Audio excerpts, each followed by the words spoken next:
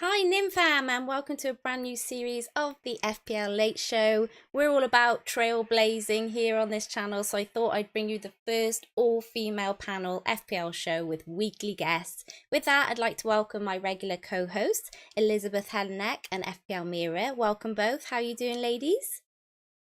Very good. Yeah. Mira, I'll let you go first. I was going to say, I'm feeling great. It's Friday already, and I'm closer to the weekend, and I'm kicking off my Friday with you girls. So, yeah, fantastic. It's brilliant. Yeah, it's a great way. And you, Ellie, how are you doing? I'm doing good. I can't believe how light it is for you, Mira, because the sun does not rise so early here in Madrid. It's very late and we just changed the clocks, but it's Thursday night still for me. Had a long day of work, but I am very excited to talk about FPL and hopefully salvage my team a little bit. Yeah, absolutely. So we probably should say that we're all in different time zones here. So yeah, just so people are aware of that. Ellie, we've known each other a little while now. I've been on your channel. For anyone who doesn't know, Elizabeth is a YouTuber who covers Chelsea mainly, but some FPL as well, and has appeared on a few official channels. So that's how I know Ellie, and it's been a good ride, hasn't it, Elizabeth? Yeah, it's so crazy to think that we met over a year ago back on Matisse's channel and Yeah. just how much you've grown. It's been Oh. so great to see. And I'm super honored to be here and be part of this. I couldn't believe that you asked me. And of course, I had to do it. So thank you so much for considering me. And I'm really happy to get started. Oh, no worries at all. I put the it out there in the universe, and lots of you step forward, and we've got some brilliant guests coming up in the next few weeks, and then into the new year as well. Amira, we've been friends on Twitter for some time now, and it's Yeah, hilarious how our rank has mirrored each other this season, I hasn't know. That's so funny. it? That is so funny. I was like I saw your sort of rank come up in one of the mini leagues, and I was like, oh, wow, actually, that's the exact same number that we've got. Yeah, look, we've been chatting on Twitter and stuff, and I've not really been I would say overly active in the Twitter community until sort of last year when I got into FPL, Mhm.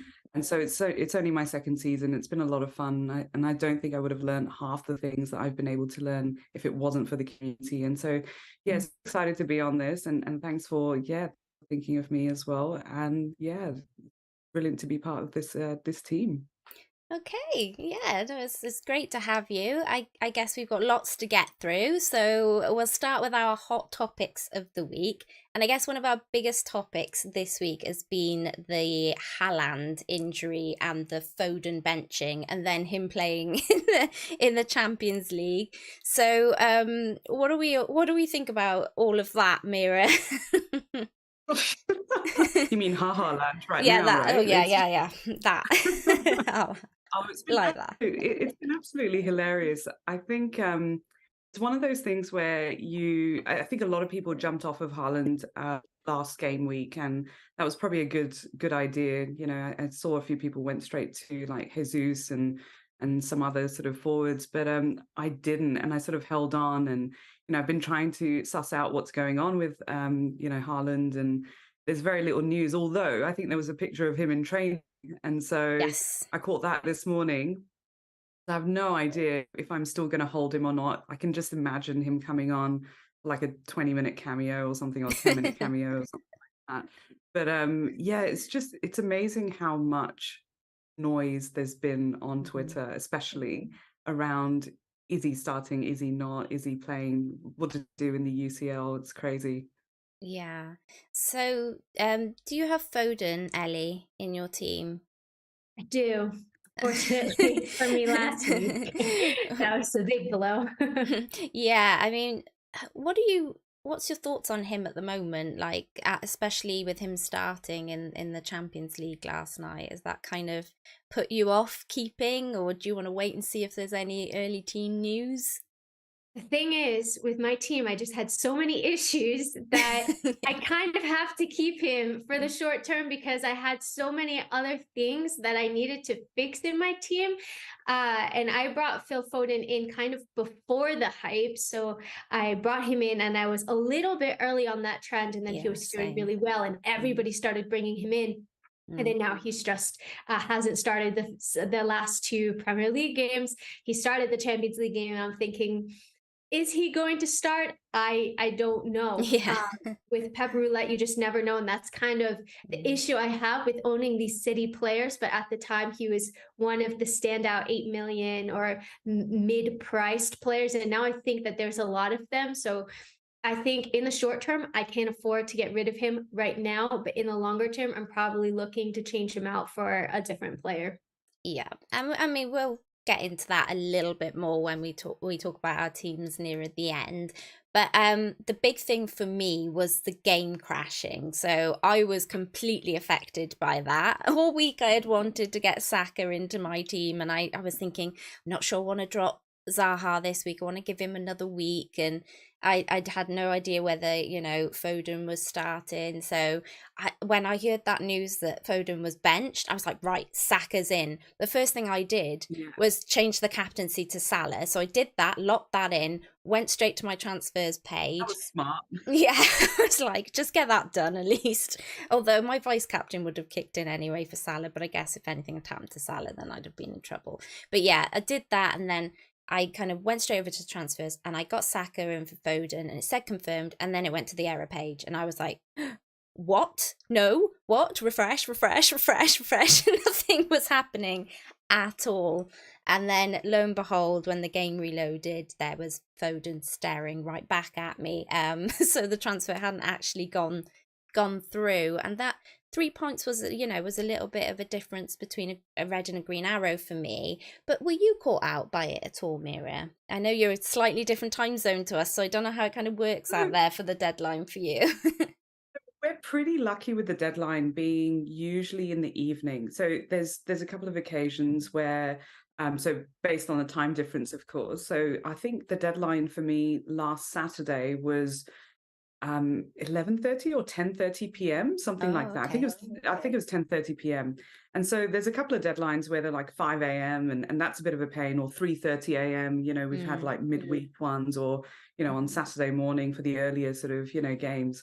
But this time round, I was actually heading out for a friend's party, and so I'm looking, you can tell how committed I was, right? I was like refreshing my timeline on Twitter, and then I saw that Haaland was definitely going to be out as well. And I remember chatting to my Canberra Twitter crew, so a huge shout out to them, or Jehl crew over here, chatting to them saying, what do we do with Foden? What's going on? And a few of them were like, yeah, I'm just going to not bother. And I think, one of them was going on to Saka as well. So I was so close. From Saka because I only had 2 Arsenal players. And I brought in Foden, in a similar sort of way to you, Ellie, where, it was like a bit of a swap around between KDB, Salah, Foden sort of. But I didn't get the opportunity to, because I think it crashed, and I'm kind of thankful that I didn't get to either, because the few people that did bring in Saka, obviously there was, the Saka injury and all of that. But, at this point, I'm running late for my party, so I'm like, you know what, sod it. Whatever will be. I'm just going to head out. Yeah, that's fair. Though I'm still gutted because obviously Saka seems fine now. He's on the bench tonight and he will be starting for people. So so still feeling a little bit kind of raw on that one. Okay, let's move on then, because we've got plenty to get through tonight. And our next section is by popular request with the FPL community, and bringing you a 1 week collective differential under 10% owned for the next 2 weeks. In the future, this will be 3 game weeks, but obviously with the World Cup only 2 weeks away, we've only got 2 weeks left. So, Mira, I'm hoping all of my slides are in order here. We have picked Maddison with Everton and West Ham up next. Why is he such a great pick for us? Oh, look, I've had Matt in my team twice this season so far, in the short sort of period that we've had in this season, and it's done amazing for me, for my team especially. And so, look, with the 6 goals that he's already had, Leicester's got a decent sort of run of, scoring against, scoring away, especially. So I think, Maddison's actually a pick from a lot of people have dropped, gone off Maddison as well, but he's actually got decent fixtures, and, out of that team, he's right up there. So I reckon he's a good pick, and people are, transferring him out at the moment, which is bizarre. Would definitely keep him. Yeah, and Ellie, you've got Maddison in your team, right? I mean, you've held on to him all this all this time, so you're hoping he picks up some form. I had him in my team again. I was kind of like early on him as well, and I had him in my team, and then he started scoring, and people started bringing him in. And the thing about Madison, or maybe Leicester in general, is yes, Leicester are conceding a lot of goals, but they don't necessarily have so much problem scoring goals. And like Mira said, he has 6 goals in 11 starts, and Leicester also tend to do well against away teams. They're playing Everton away and then West Ham at home. And 3 out of 6 of James Maddison's goals have actually come away from home. So I'm Oh, hoping that interesting. this is a good fixture for him, and that he can save my team a little bit.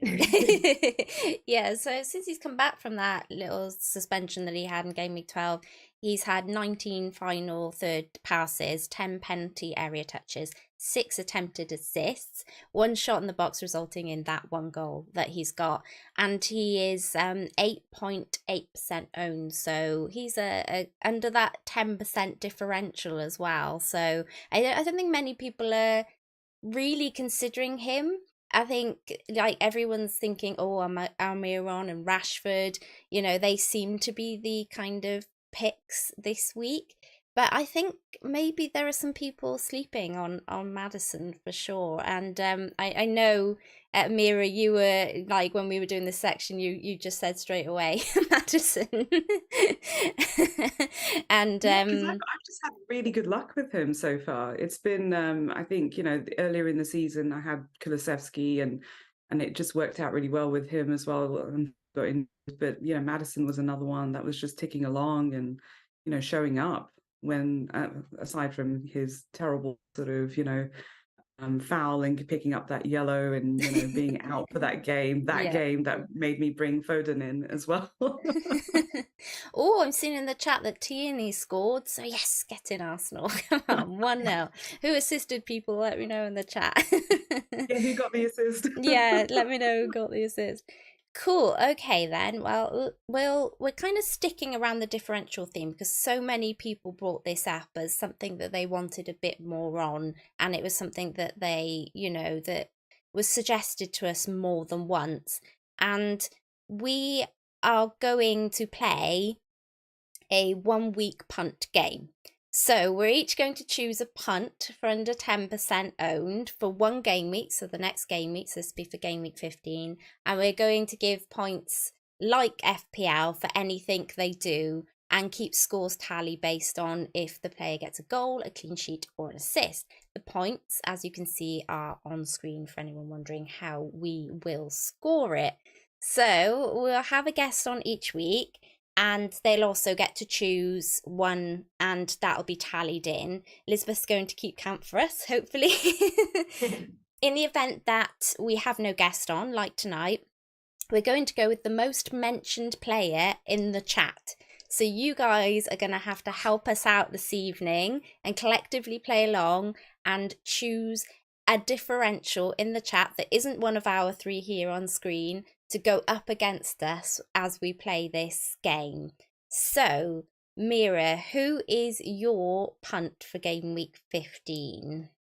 So I was trying to pick something completely sort of left, like completely different. And, I went with Eze, mostly because I wish I'd gone with Eze instead of Zaha, because Zaha has been driving me insane in my team.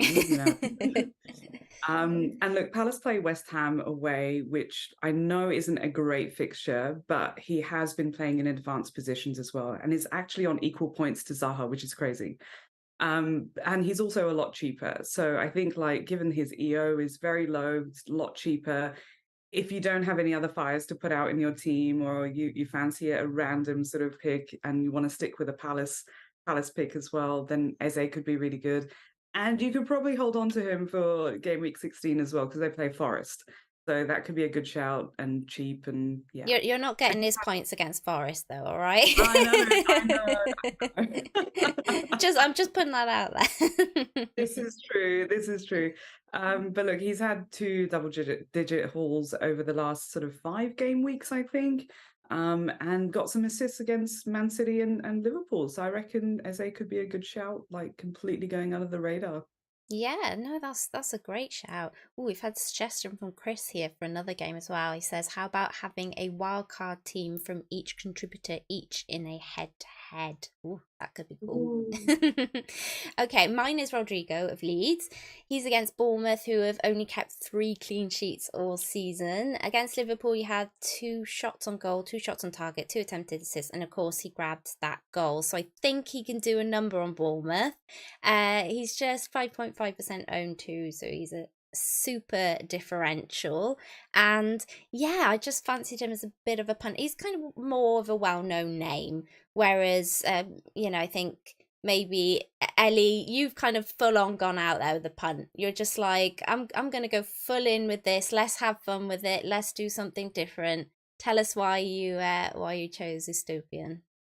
You know what? I convinced myself to bring him in. I was like, wow, I am so sold after doing my research on this guy. So I chose Estupinian from Brighton, and Brighton have struggled a bit since Graham Potter left them and went to Chelsea. But versus Chelsea, funny enough, they looked back to their best, scored 4 goals. They could have kept a clean sheet. It was a pretty well-worked goal by Chelsea, but really for the majority of the game, they kept him at bay. This is a proper bunt, and so I'm kind of going a little bit crazy, but he's only 4.5 mil, 0.5% owned. He got an assist and 2 bonus points versus Chelsea, and he had 4 chances created just versus Chelsea, which was joint top for all FPL defenders in game week 14.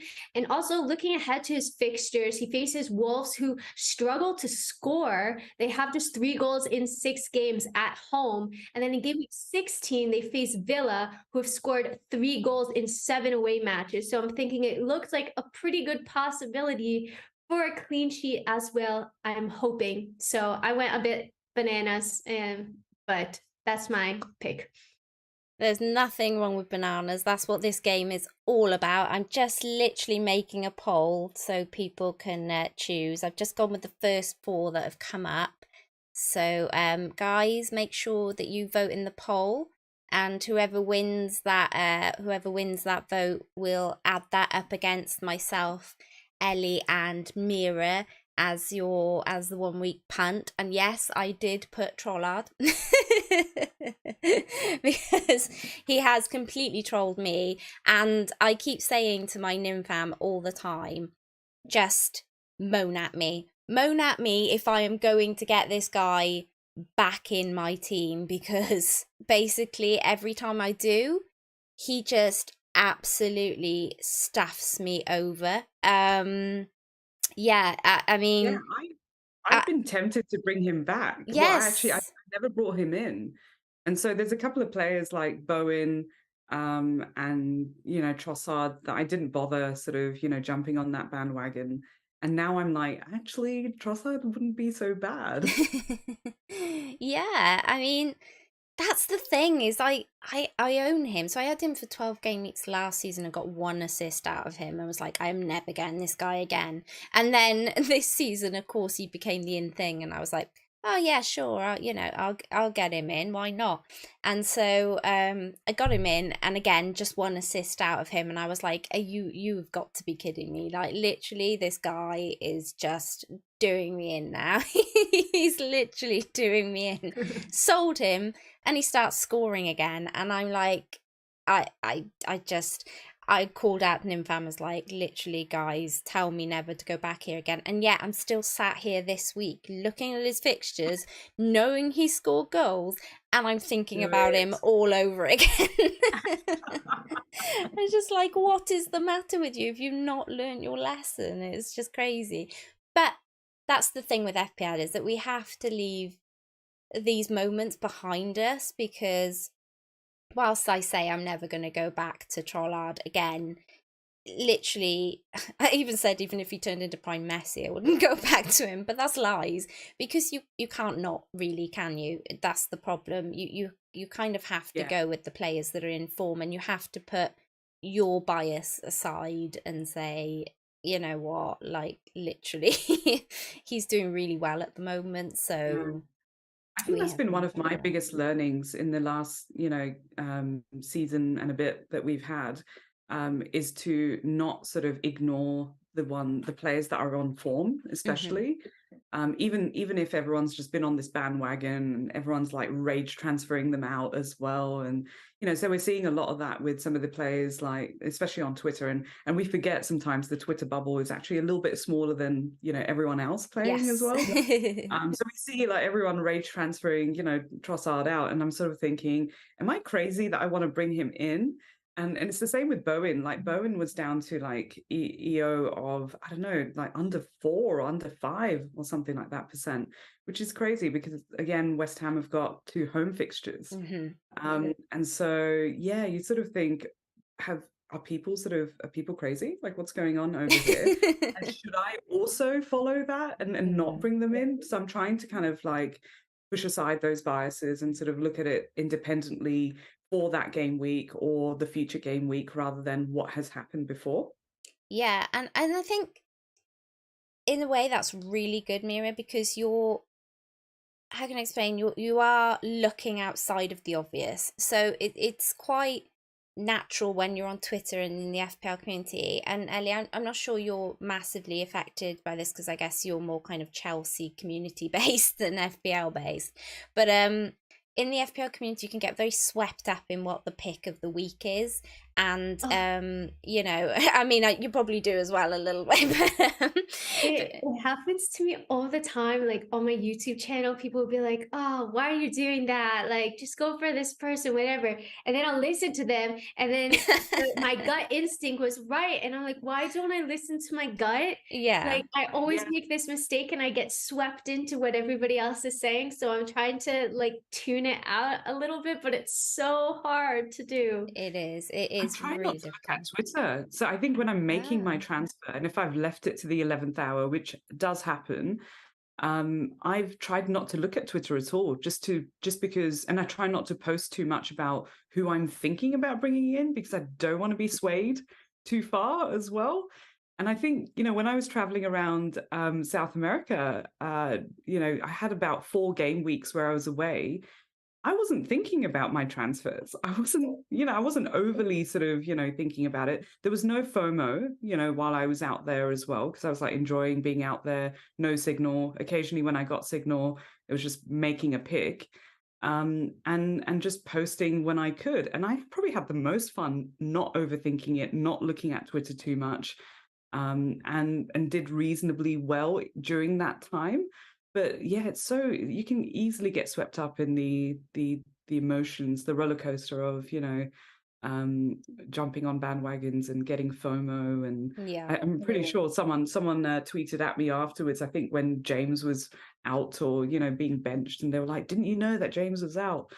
And I was like, "No," because I'm hiking middle of nowhere. yeah. James who? What? Yeah, exactly. No, but it's good. Like even you mentioning Bowen there, I think like it's just been so natural that all the chat this week has been, Wilson and Almiron and Rashford and yeah, exactly. And people like Rodrigo, for instance, and Trossard, yeah, he's getting a little mention, but as you say, Bowen, they're all Madison, they're all kind of great picks as well, but nobody's really talking about them as such. And like you say, sometimes it's better if you're not getting all that noise. Like we've all seen it before, haven't we? Let's be honest. We all bring in the pick of the week. And we're probably all going to be discussing that when we come to our team in just a second. But then they just go on ahead and blank, and you're like, why did I follow the crowd on this one? It's just madness. Okay, I think the polls are trolling me now. literally because Trollard is leading with 36%. So I think the chat is getting their own back on me. Darwin is second place at the moment, 27%, and then Bardi 23% and Dunk at 12%. So guys, do make sure that you get voting, because once I've finished our next section, I will end the vote. So yes, let us know who you want to go up against. Rodrigo, Ostopian, and Eze, and yeah, you can play a game alongside us, and we'll tell you next week who is winning that and who isn't. Okay, cool. So I've noticed here that I've missed out a slide, so we'll just quickly pop on to the next slide, but we can still talk about it anyway. But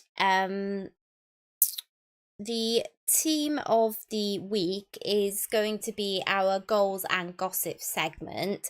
And in this segment, we're going to look at the team of the week and decide who out of the players that scored best last game week, who is goals, as in who do we want in our team, which player do we want to choose, and who is gossip, as in, you know, who should we just stay away from regardless of whether they did well last game week. So Ellie, who is your goal from the team of the week? Next week I will have the team of the week up. For some reason it has not actually pulled through on my computer, but yeah, I can actually, in fact, if I just quickly go on, I'll read out who made the team of the week so that we can at least kind of know who we're chatting about.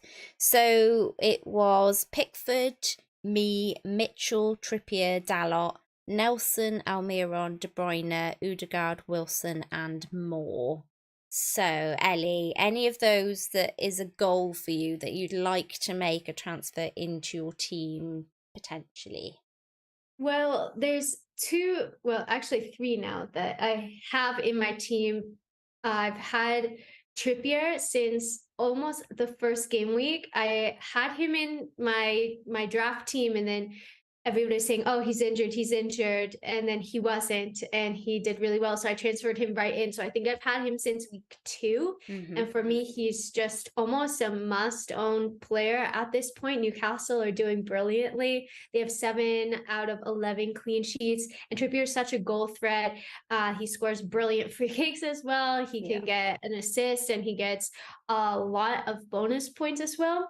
So Trippier's one. Almiron is somebody that I also had my eye on forever, and I was thinking, is this just a one-time thing or a two-time thing? And then he kept consistently scoring and scoring. So I brought him into my team a week or 2 ago, and that he basically saved my team. He has 6 goals in his last 6 games. So I think he is definitely goals. And then Wilson, I just brought him in because of Tony. It's like, okay, it's basically a like for like swap. So I actually have triple Newcastle now, which is pretty crazy. But he's more on the borderline for me. And then I'm sure there's a couple of others that we can talk about as well. Don't break Wilson now. I've had Wilson for about 5 game weeks or so. That's it.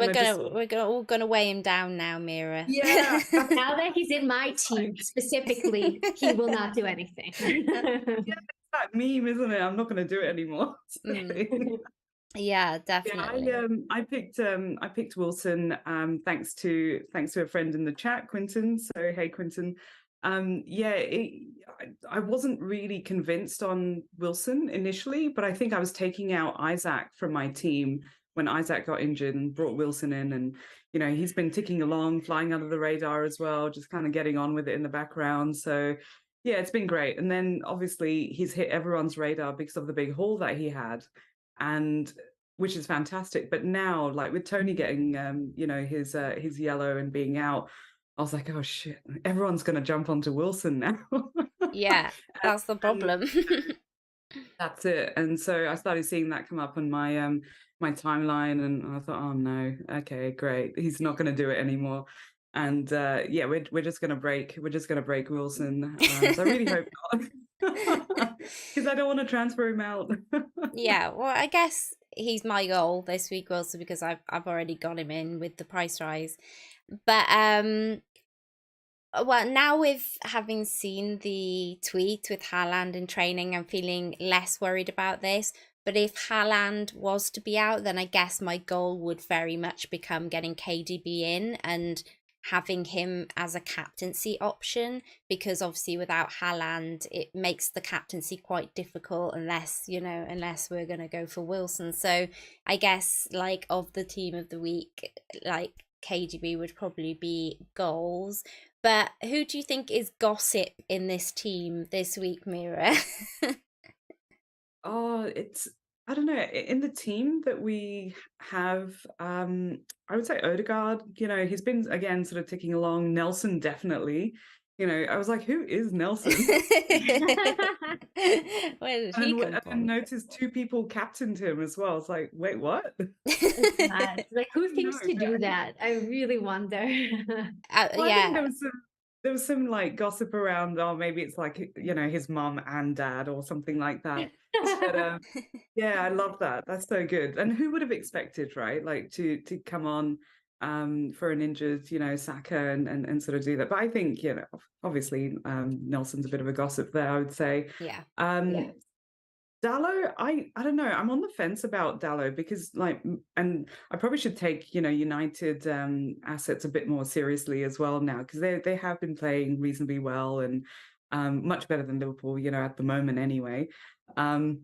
But Dallo is one of those that is, again, ticking along really well, but could be gossip as well. And he's on 4 yellows and defender on 4 yellows. Is that a good idea for the last 2 game weeks as well before, we dead end for the World Cup?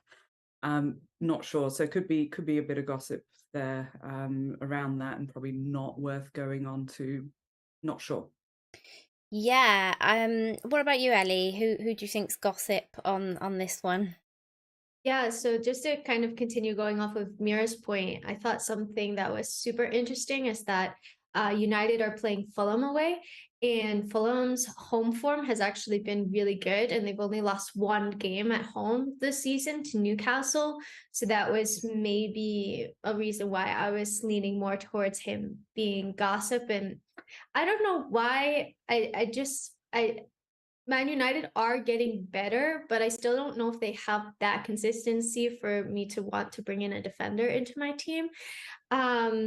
And yeah, really, I think Mira hit them all on the head. The only one I was thinking maybe Brentford have only kept 4 clean sheets this season, and he got a lot of points through scoring, and he got 3 bonus points, but that was only the 3rd time that he's gotten bonus points this season. I think the other times were just 1 and 2 points.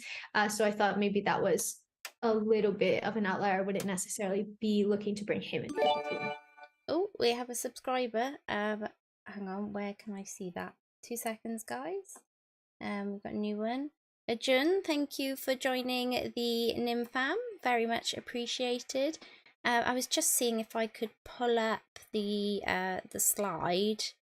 Hopefully this isn't kind of impacting what you guys can see at the minute on screen. So before I just adjust that. 2 seconds, ladies. There we go. And if I pop that there, and hopefully, I don't know if this is going to work, but we'll try and see. So that's the team of the week. Hopefully you guys can see that now. That was a quick switch around there.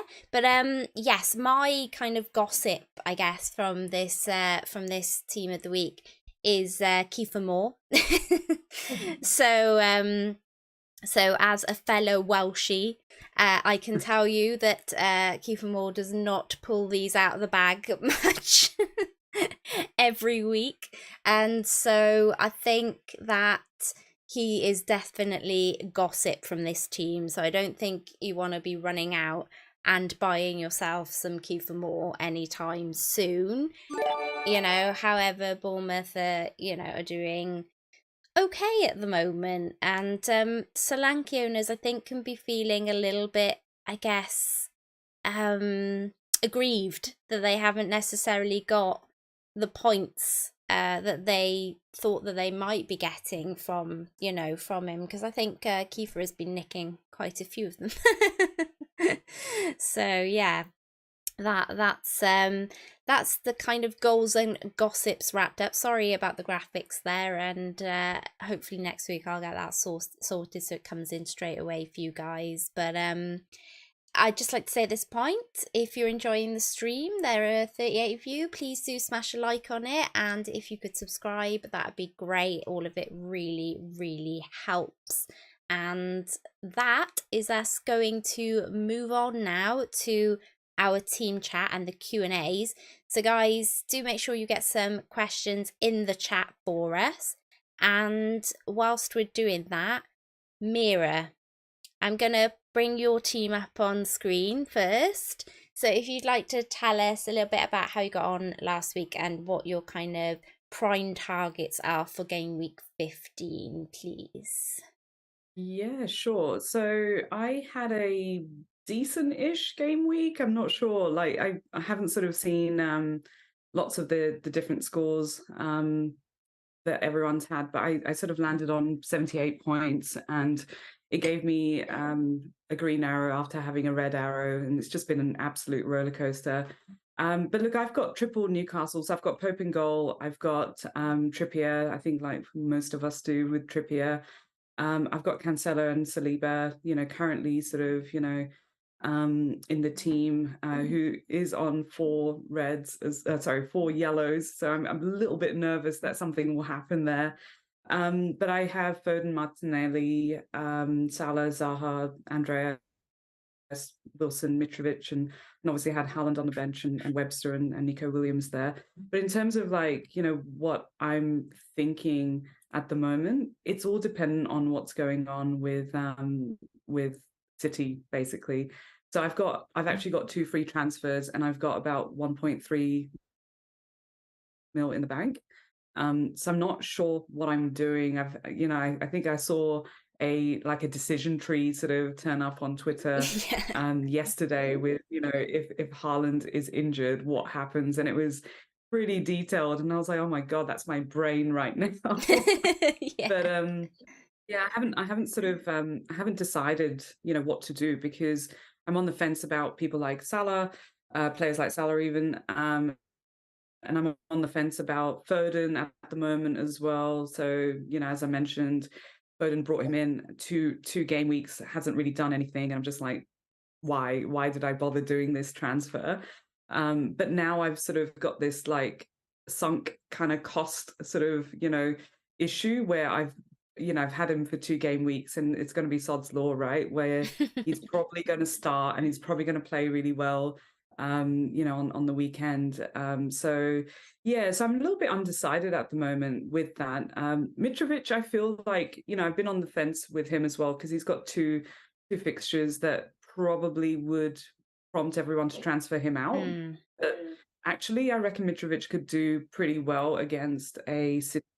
I can easily see City sort of just conceding 1 goal or something like that, and Mitrovic getting, on the end of that or something. So I'm not sure what to do. So I've got my own sort of decision tree type of thing that has formed. But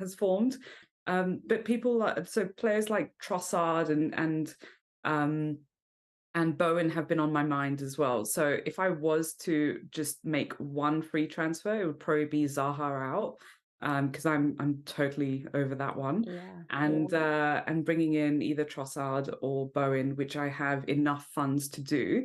And that will then give me 2 free transfers going into the final game week, which probably wouldn't be such a bad thing. And then sort of make a decision about the whole KDB, Haaland, Foden, Salah, and just kind of give Salah one more chance, maybe.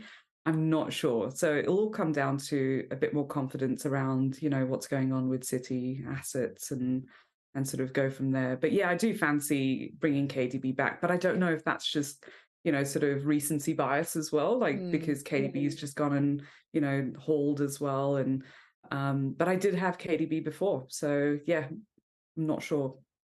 Yeah, I hear you on that. And I'll quickly go through my team, but bear in mind that I do have a video on this channel if you guys want to see more in depth about my team selection this week.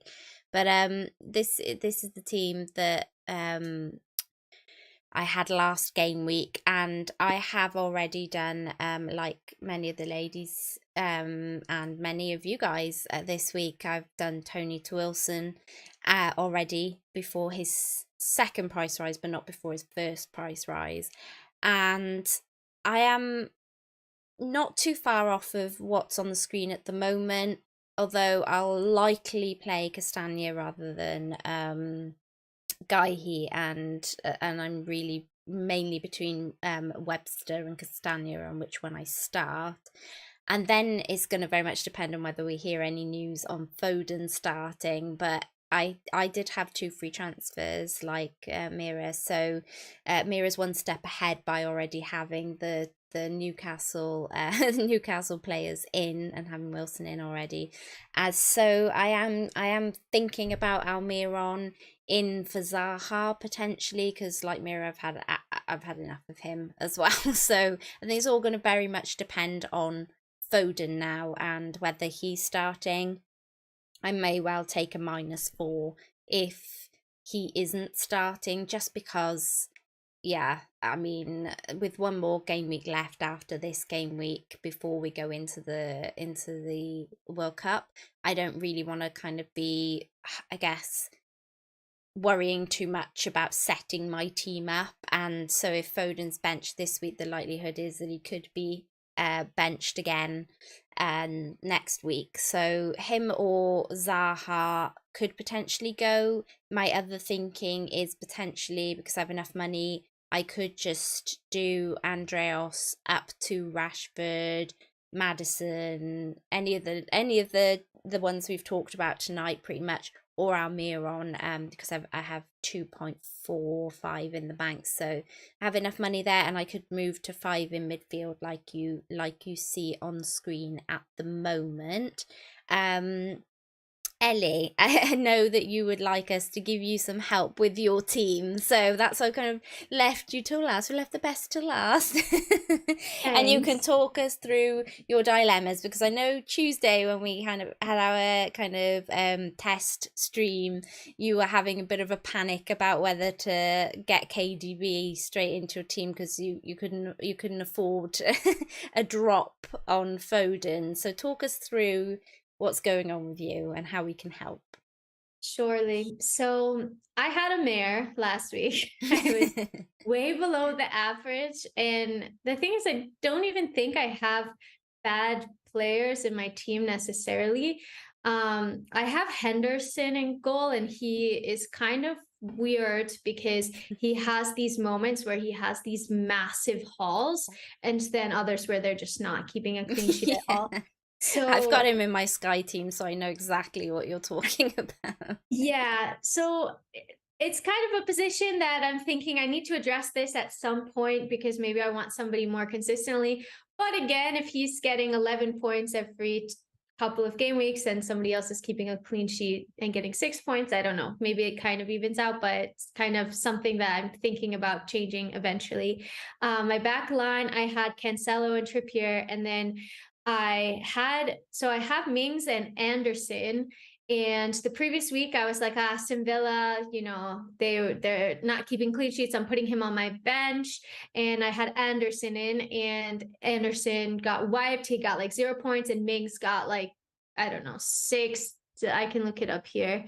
He got 10 points on my bench. Yeah. And I was like, same. gosh darn it. All right, that's okay. I'm going to switch it now. No, he got 0 points, and Anderson kept a clean sheet on my bench. So no. kind of my issue.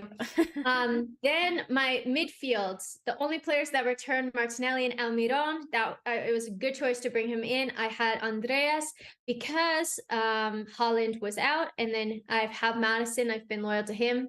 He did nothing against City, and Foden got brought off of the bench and got me 1 point. And then I captained Harry Kane and got all of 2 points, and then Tony 1 point. So it really was a mare for me. This week I brought in Wilson for Tony, like many of you, and I talked myself into taking a -4, bringing in a Stupignon, because I was like, I sound very convincing right now, so I'm just going to do it and kind of go rogue. And maybe it pays off, maybe it doesn't.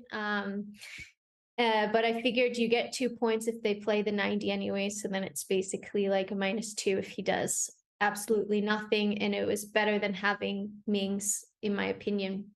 So right now I have Holland starting, and Anderson could come off of my bench, or potentially Andres. And looking ahead of this, I'm like, Foden is the one that I'm worried about the most, and maybe the most likely to transfer out of my team. Maybe Harry Kane as well, but not such a concern for me in the short term. So I do want to see if Foden starts this weekend, and if he starts versus Chelsea in the Carabao Cup midweek, and I'll probably make a decision off of that. Yeah, and any help would be appreciated, of course. Yeah, well, I think everything you've said there is quite sensible. And did you have 2 free transfers for this week, or just the one? No, I just went rogue. Okay. That's why I'm doing so badly, because I just convinced myself to take -4. Well, at least we convinced you the other night not to do the Foden out for KDB, because you were so worried about him dropping, and we were like, no, wait. So thankfully, at least we talked you out of that. Yeah, he needs to return versus Fulham. I swear, if he doesn't return. I know. We all feel the same about Foden at the moment. Yeah. Yeah, I don't know. Like, I'm not convinced. I'm not 100% convinced that he's going to start on the weekend, because, like, I think he played like 90 in the UCL, right? I think he played 90. Yeah, but then apparently so did a few others. So Grealish, I think, played Did Grealish play 90? I think there was a couple of others that did as well, and people were like, well, they played 90, so maybe. I feel like as well, it kind of depends on how seriously Pep is going to take the Carabao Cup. Yeah. If he's going to play starters because they're playing Chelsea, or if he tends to play more of a B team, I would say. Yeah. In the Carabao Cup. Agreed. But since it's Chelsea, maybe he's going to bench Foden and then play him versus Chelsea. I don't know, but I feel like with the title race with Arsenal, I don't know. I'm hoping that he doesn't bench him, but I'm giving him this 1 week, and then if not, he's coming out of my team. Yeah, well, that's how I feel as well. Like, it's that whole sort of sunk time cost type of thing. I'm just like, oh, I've already sort of, done the 2 weeks with him. Do I sort of, this is how I feel about dating as well. It's like, I've already had 2 dates. Do I give him one more? I'll give him one more chance. Maybe I'll think about it. You sound like me and Trollard now. Yeah, I think with your 1 free transfer, Ellie, there are lots of people around Foden's price that we've discussed tonight, and I think with Haaland potentially being back, and you not having Salah, as in having an easy route to KDB, then because you've got Kane, who you could captain, I suppose you'd be better off potentially using that 1 transfer for Foden to somebody who we've chatted about tonight, really. Because the -4, you really want it to kind of pay off. And who would you have to lose in order to upgrade, or have you got the exact money, did you say, to upgrade Foden to KDB? I used to, but because of my previous transfer, now I don't. So I have 4.1 in the bank. Wow, nice. I have quite a bit ever since I transferred out Salah. But if I did Foden to KDB, I think I'd be 2.2. 0.2 short, okay. Yeah, 0.2 short. Potentially, maybe there's some price risers, but right now, Foden to KDB, I'm 0.2 short.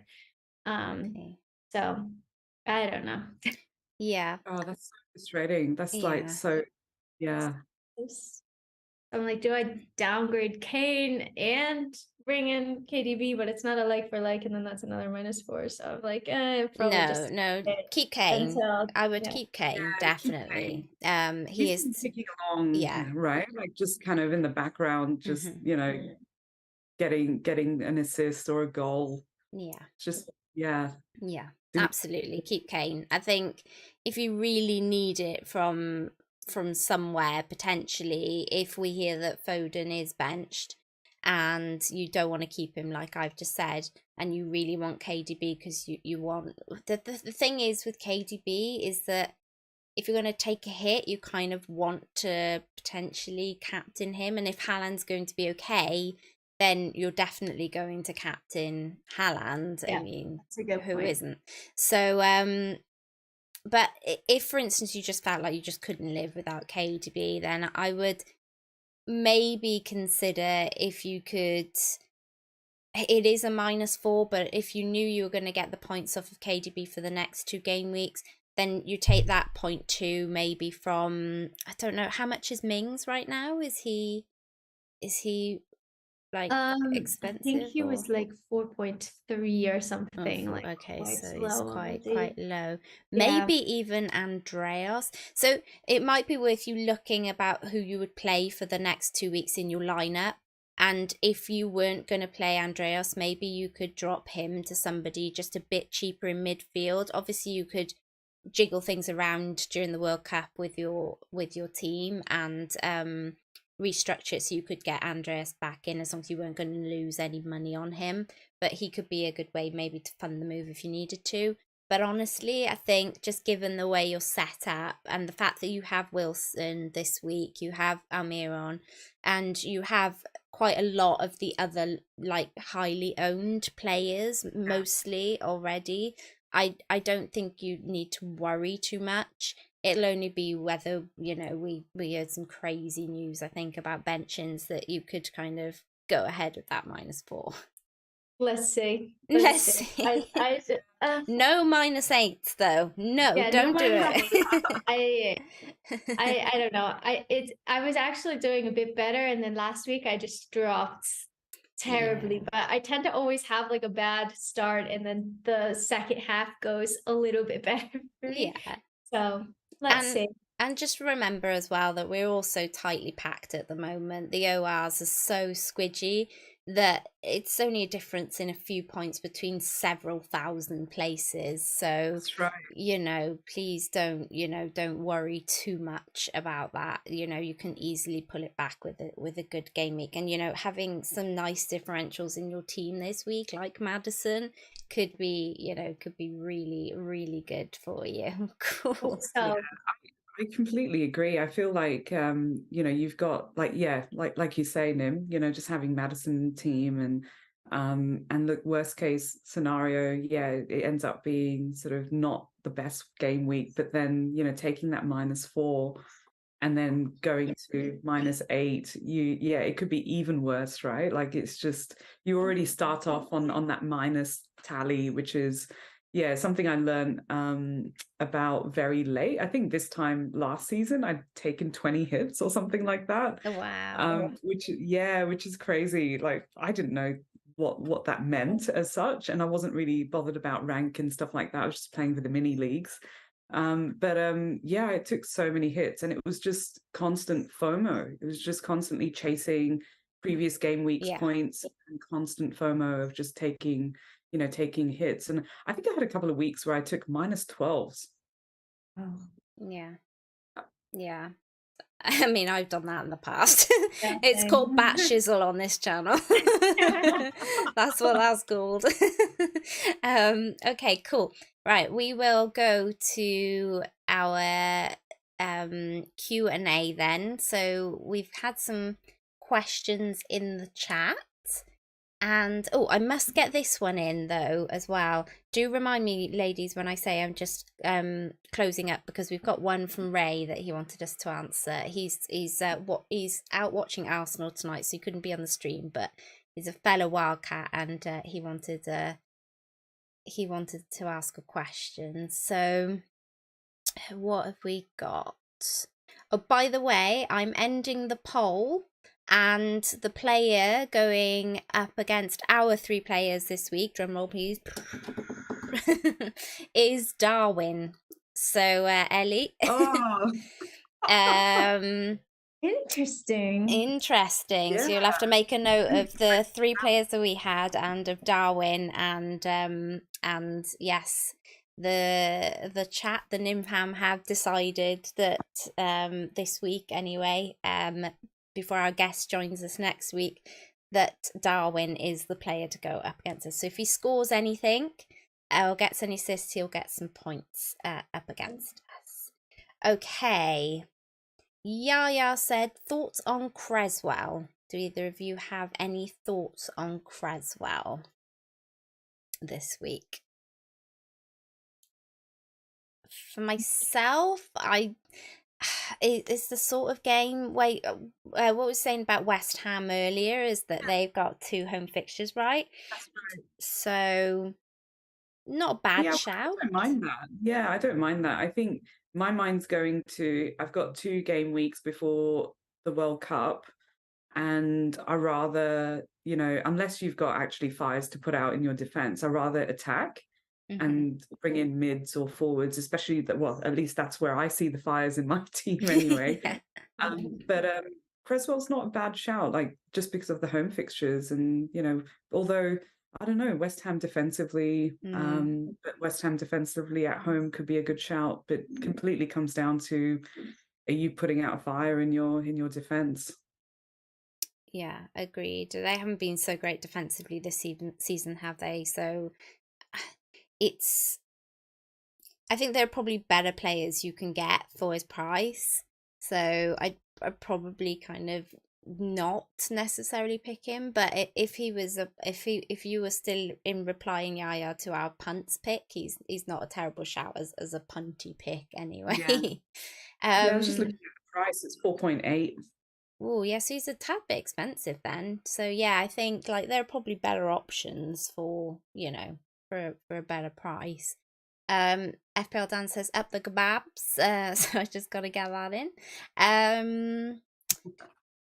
Hello, kind regards. Do you think Saka will start against Chelsea, and who could earn more points in game week 15, Saka, Mount, or Mitrovic?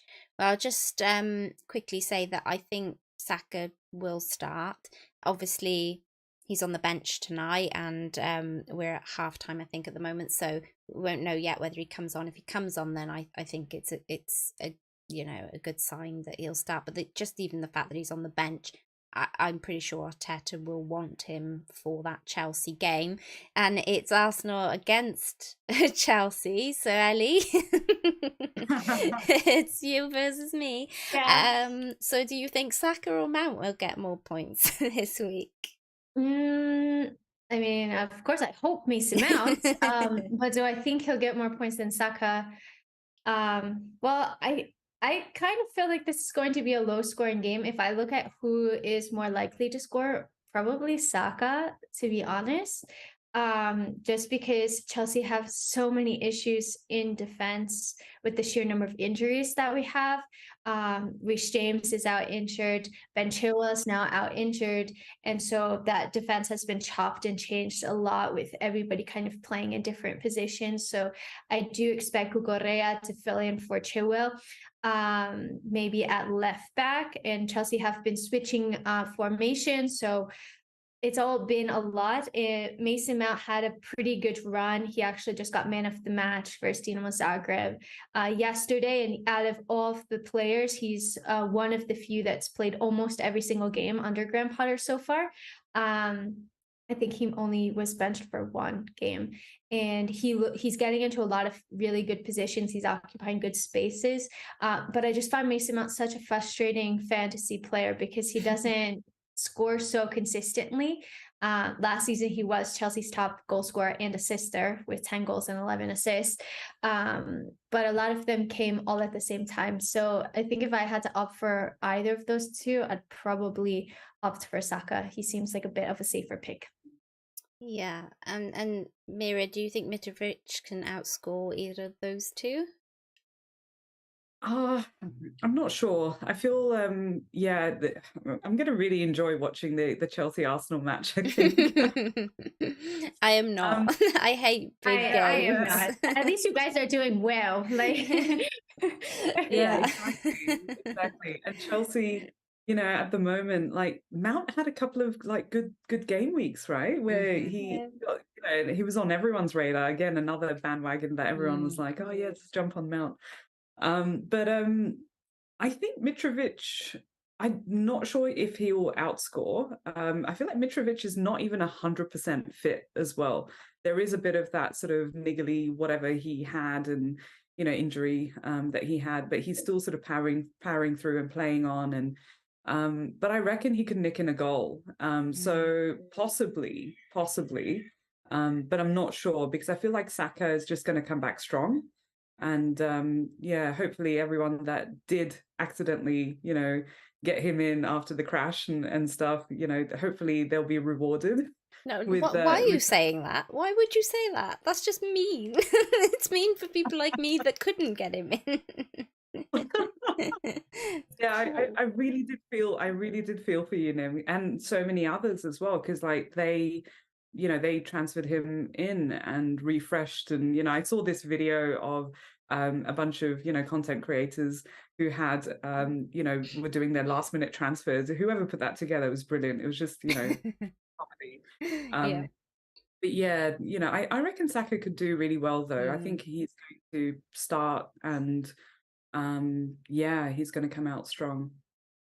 FPL Zaha said in chat, Eduardo is a doubt to start. Zaha may play a striker. He might be worth a hold this game week. Ooh. Oh, don't give me a reason to hold him, because if I hold him and he does nothing, I will literally be like, why? Like, why? Why is this happening to me?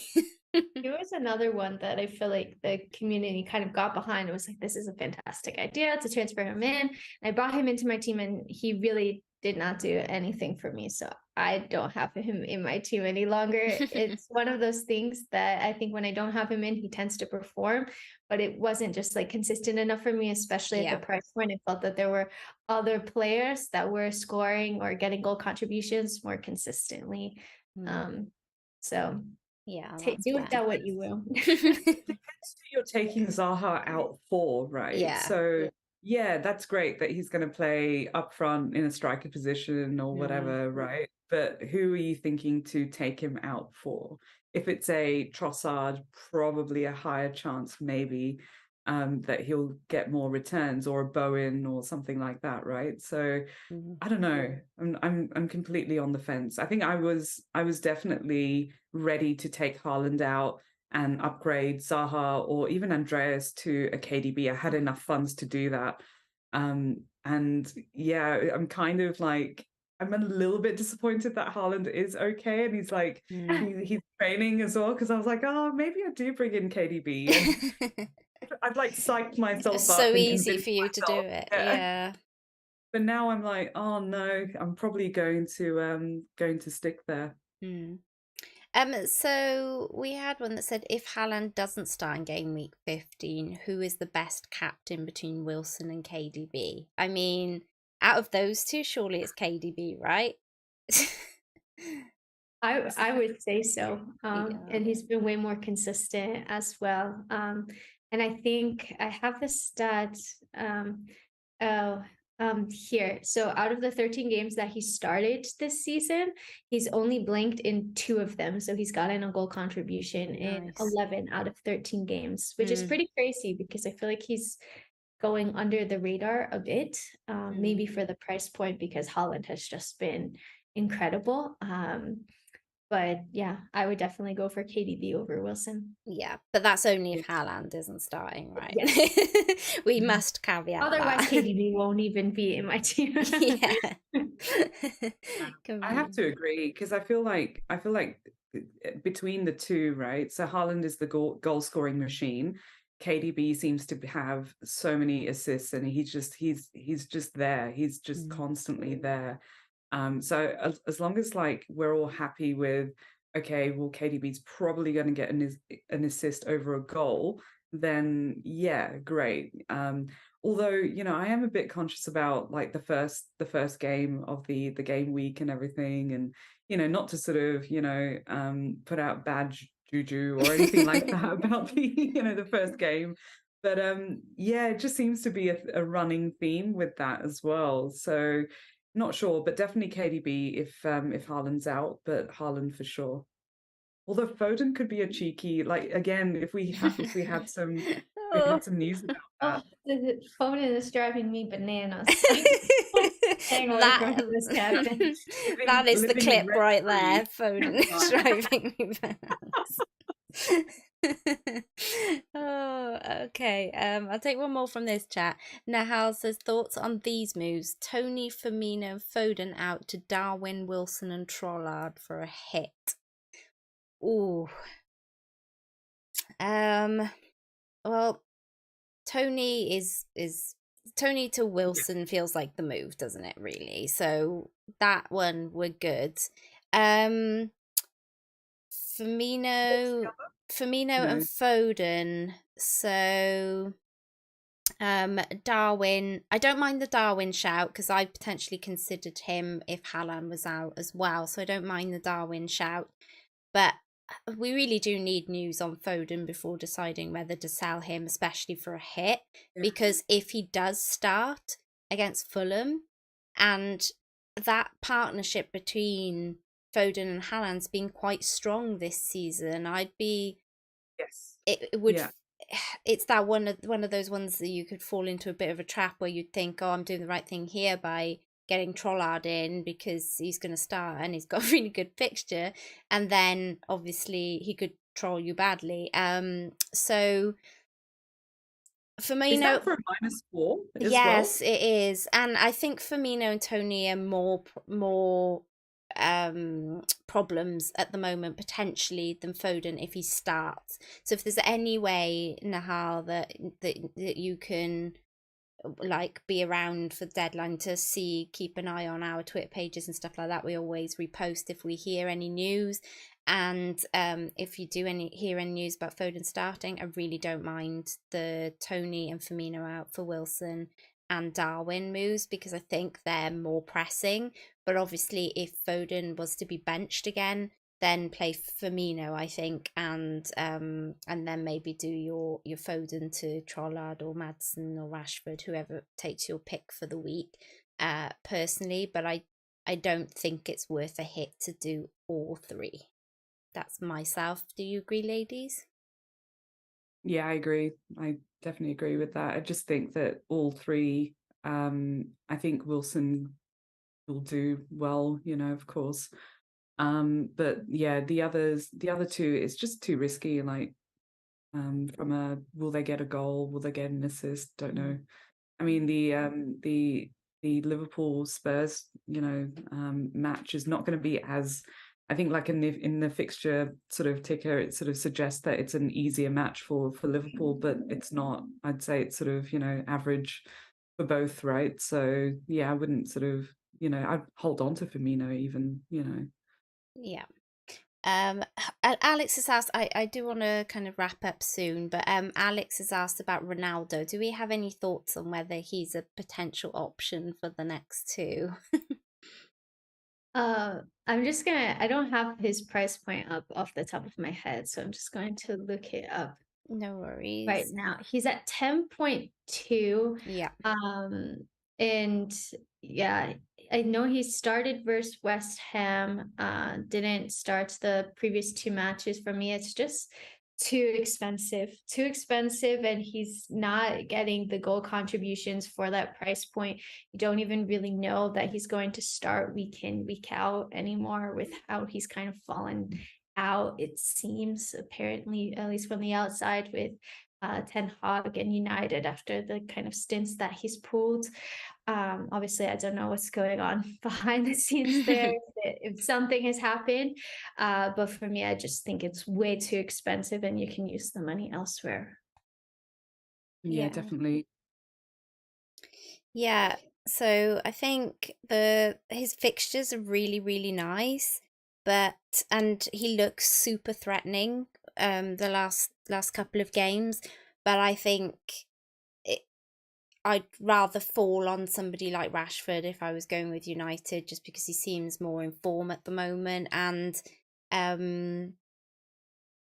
yeah, I think I'd be more tempted to go there than I would to go with Ronaldo for sure. Okay, so I'll just do Ray's message. I remembered, and he said, just a cheeky question. Favorite ice cream flavor? Personally, Ray's is cookies and cream. So Mira, what's your favorite ice cream flavor? I love pistachio.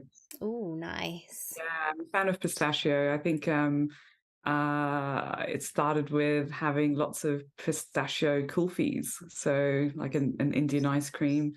Really, really yummy. But I've actually become lactose intolerant in the last couple of years.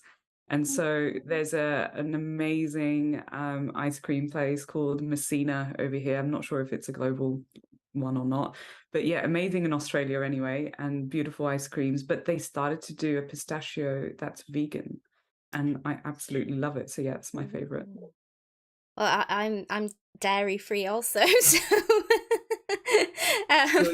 so so yeah, I'll have to come over and give that a try, Mira, because but some vegan ice creams are so, like, you wouldn't even know, you literally wouldn't even know the difference. Like, I do not miss it. Of all the things dairy wise that I miss, ice cream is not one of them, because vegan ones are really, really good, and I really, really like the Ben and Jerry's cookie dough, the vegan version. That's really, really good. So what about you, Ellie?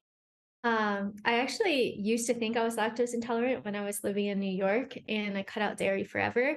And then I moved to Madrid, and now it sits with me pretty fine. I don't know what they're putting in the food in the States. Little shady.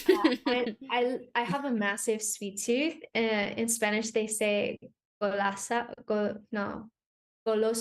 so golasa. Like big sweet tooth. So I love anything chocolate. Like I love chocolate ice cream. And I also really like mint chocolate chip. That's kind of a divisive one. Yeah. Some people say it tastes like toothpaste, but yeah, McTavis is with you there. He says mint chocolate chip or lemon sorbet, or is that even ice cream? No, it's not ice cream, but there you are. And Jones Bloke said honeycomb. FPL Dan said salted caramel, and Chris said toffee fudge. So, and Finding Glory said vegan chocolate brownie is amazing, Ben and Jerry's. I absolutely agree. Cool. Okay.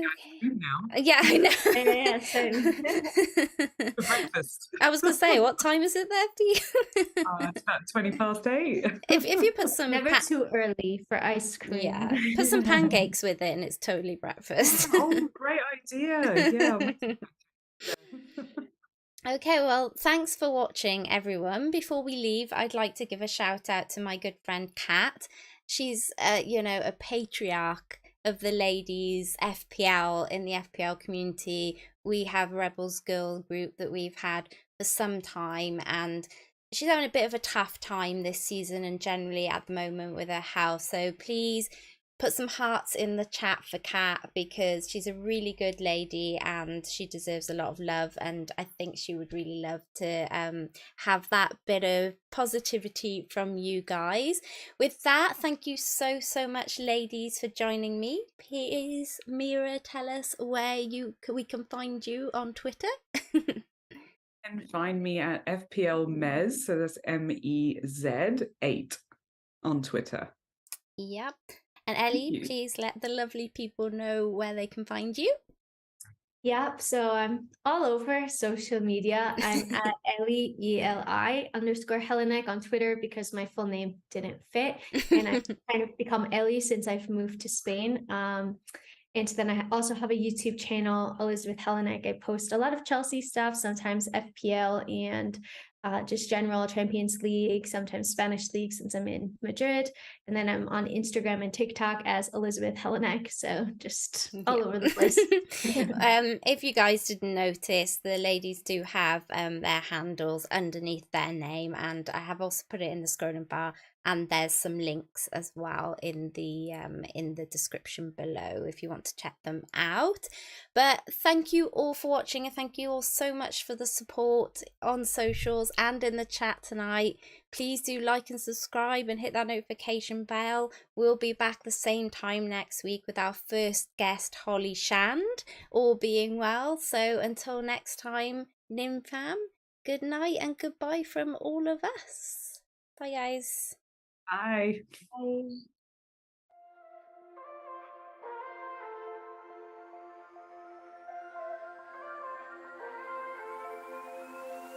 Without